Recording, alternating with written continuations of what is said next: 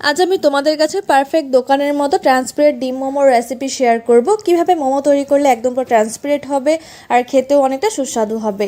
10 মিনিটের মধ্যে 50টি থেকেও বেশি মোমো তৈরি করে নিতে পারবে। সাথে থাকবে লাল লাল মোমো চাটনি। মোমো তৈরি করার জন্য সবার প্রথমে মোমোর জন্য একটা ডো রেডি করে নিতে হবে। তার জন্য আমি এখানে চায়ের কাপে মেপে 1 কাপ থেকে 1.5 কাপ মতো ময়দা নিয়ে নিয়েছি। তো তার মধ্যে দিয়ে দিচ্ছি খুবই সামান্য পরিমাণ একটু নুন স্বাদ অনুযায়ী, আর দিয়ে দেবো 1 টেবিল চামচ মতো চিনি। এতে করে মোমোর ফ্লেভারটা আরও বেশি ভালো আসে। এরপর এর মধ্যে 2 থেকে 3 টেবিল চামচ মতো দিয়ে দেবো সাদা তেল। এই তেলটা ভীষণ ইম্পর্টেন্ট যদি তোমরা মোমোটা ট্রান্সপারেন্ট করতে চাও। এবারে তেলটাকে ভালো করে ময়দার সাথে মেখে নিতে হবে।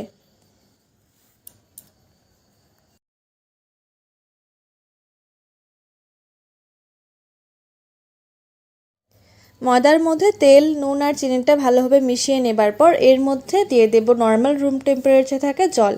অল্প অল্প করে জল দিয়ে এর একটা সফট ডো আমাদের মেখে নিতে হবে।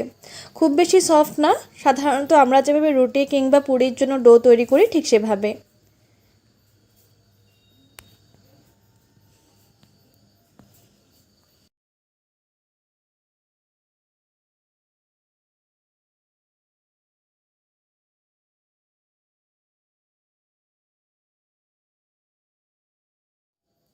ডোটা আমাদের প্রায় রেডি হয়ে গেছে। আর খুব বেশি সফট ডো তৈরি করবে না, খুব বেশি সফট ডো তৈরি করলে শেপটা ভালোভাবে আসবে না মোমোর। এবার এটাকে ঢাকা দিয়ে রেখে দেবো কিছুক্ষণ। এতক্ষণে আমরা এর বাকি প্রিপারেশনটা করে নেব।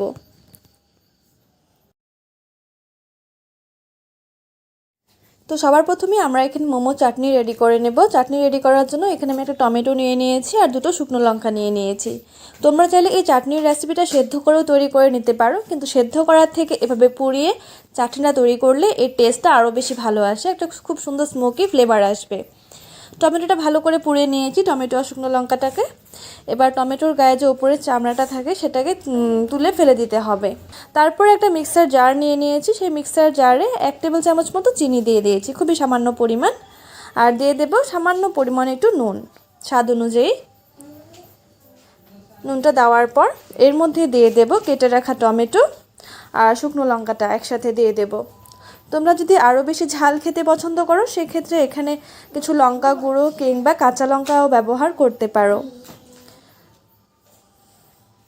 তারপর অন্যদিকে একটি প্যান বসিয়ে দিয়েছি, সেই প্যানের মধ্যে খুবই নামমাত্র তেল দিয়েছি আমি এখানে।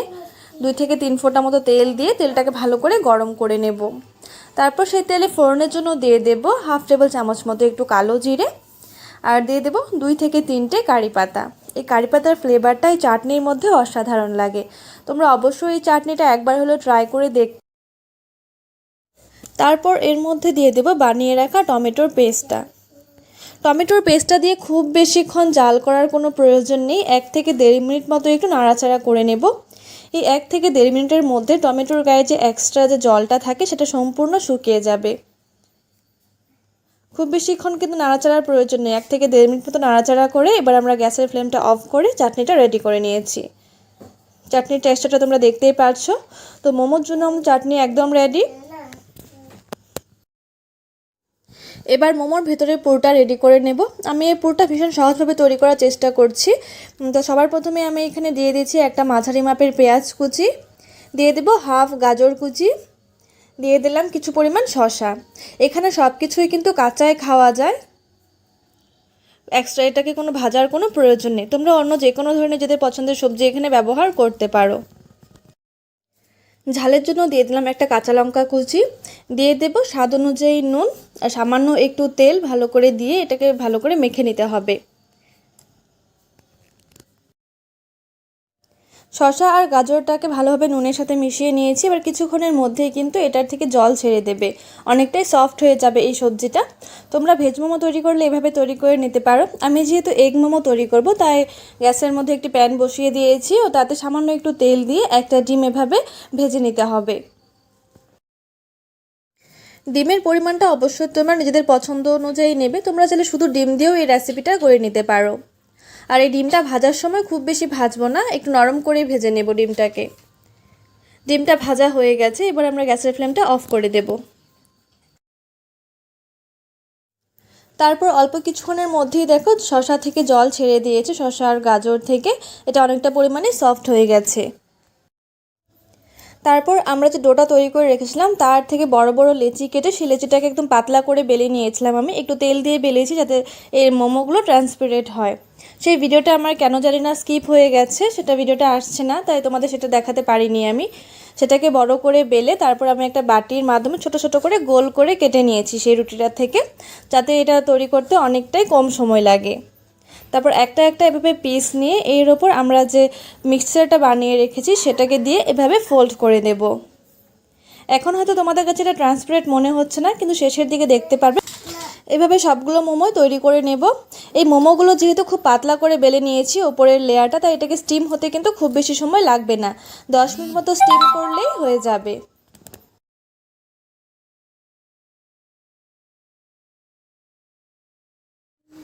মোমোগুলো স্টিম হতে হতে অন্যদিকে আমি তোমাদের কাছে একদমই নতুন ধরনের এগ বয়েলের রেসিপি শেয়ার করব। একঘেয়ে ডিম বয়েল খেতে খেতে যদি ভালো না লাগে থাকে, অবশ্যই তোমরা এই রেসিপিটি কিন্তু ট্রাই করে দেখতে পারো। 10 মিনিট থেকে কম সময়ে কিন্তু বাটির মধ্যে সামান্য একটু তেল ব্রাশ করে দিতে হবে। তেলটা কিন্তু এখানে অবশ্যই ব্রাশ করে দিতে হবে।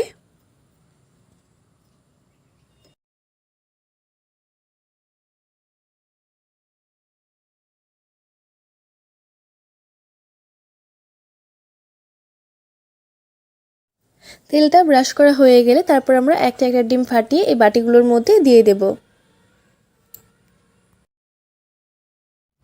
আমি এখানে একটা বাটিতে একটা করে ডিম দিচ্ছি, তোমরা চাইলে কিন্তু একটার থেকে অধিক ডিম এই বাটির মধ্যে দিতে পারো। ডিমগুলো দেওয়া হয়ে গেছে, তারপর এর মধ্যে দিয়ে দেবো সামান্য একটু লঙ্কা কুচি ঝালের জন্য।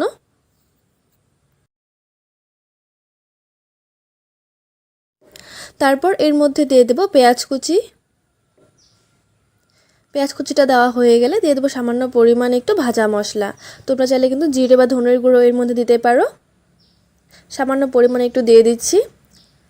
তারপর দিয়ে দেবো সামান্য পরিমাণে একটু নুন। নুন ছাড়া কিন্তু এই ডিমটা খেতে ভালো লাগবে না, তাই নুনটা কিন্তু অবশ্যই এর মধ্যে দিতে হবে। তারপর একটি প্যানের মধ্যে নিয়ে নিয়েছি সামান্য পরিমাণে একটু জল, প্রায় 1 থেকে 1.5 গ্লাস মতো জল আমি এখানে নিয়েছি। তারপর একটা স্ট্যান্ড নিয়ে নিয়েছি। এমন স্ট্যান্ড কিন্তু আশা করি সকলের ঘরেই আছে, না থাকলে তোমরা কিন্তু এই স্ট্যান্ডের বদলে যে কোনো ভারী জিনিসও এর মধ্যে রাখতে পারো।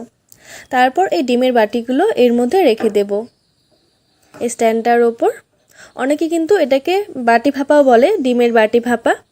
তারপর এটাকে ঢেকে হতে দেবো প্রায় 10 মিনিট পর্যন্ত। 10 মিনিট পর দেখো ডিমগুলো কিন্তু পুরোপুরি সেদ্ধ হয়ে গেছে। তারপর একটা ছুরির সাহায্যে এই সাইডগুলোকে একটু ছাড়িয়ে নেব। খুব ইজিলি কিন্তু ছেড়ে আসবে সাইডগুলো। এটা কিন্তু একটু হালকা হাতে করতে হবে, কারণ ডিমগুলো কিন্তু অনেকটাই নরম রয়েছে। এভাবে সাইডটাকে ছাড়িয়ে বাটিটাকে উল্টে দেব আমি। উল্টে দিলে দেখো খুব সহজেই কিন্তু ডিমটা বেরিয়ে আসছে, আর দেখতেও কিন্তু অনেকটাই সুন্দর লাগে, খেতেও কিন্তু বেশ ভালো লাগে। তোমাদের এই রেসিপিটি কেমন লাগলো অবশ্যই কিন্তু আমাকে কমেন্টস করে জানিও। তোমরা এভাবে ডিম সেদ্ধ করে কিন্তু এগ কারিও রান্না করতে পারো। ভিডিওটি শেষ পর্যন্ত দেখার জন্য তোমাদের সকলকে অনেক অনেক ধন্যবাদ। 10 মিনিট মতো স্টিম করে আমি মোমোটাকে নামিয়ে নিয়েছি। এখানে 2 রকম মোমো তোমরা দেখতে পাচ্ছ, একটা এমন ট্রান্সপারেন্ট হয়েছে আর একটা একটু সাদা সাদা হয়েছে। তার কারণটা আমি বলছি তোমাদেরকে। আমি যে প্রথম লেচিটা বেলেছিলাম সেটাকে একটু তেল দিয়ে বেলেছিলাম, তার জন্য যে প্রথম রুটিটা থেকে 3টা আমি এভাবে মোমো তৈরি করতে পেরেছিলাম। তো সেই 3টে একটু ট্রান্সপারেন্ট হয়েছে, আর বাকিগুলো আমি তেল দিয়ে বেলিনি, লেচিগুলোকে এমনি বেলে নিয়েছিলাম, তার জন্য এগুলো একটু সাদা সাদা হয়েছে। তো তোমরা এই পার্থক্যটা বুঝতেই পারলে, তেল দেওয়ার ফলে কিন্তু মোমোগুলো ট্রান্সপারেন্ট হয়। তো তোমাদের এই রেসিপিটা কেমন লাগলো অবশ্যই আমাকে কমেন্টস করে জানিও। ভালো লাগলে চ্যানেলটিকে সাবস্ক্রাইব করে ভিডিওটিতে লাইক করে দিও।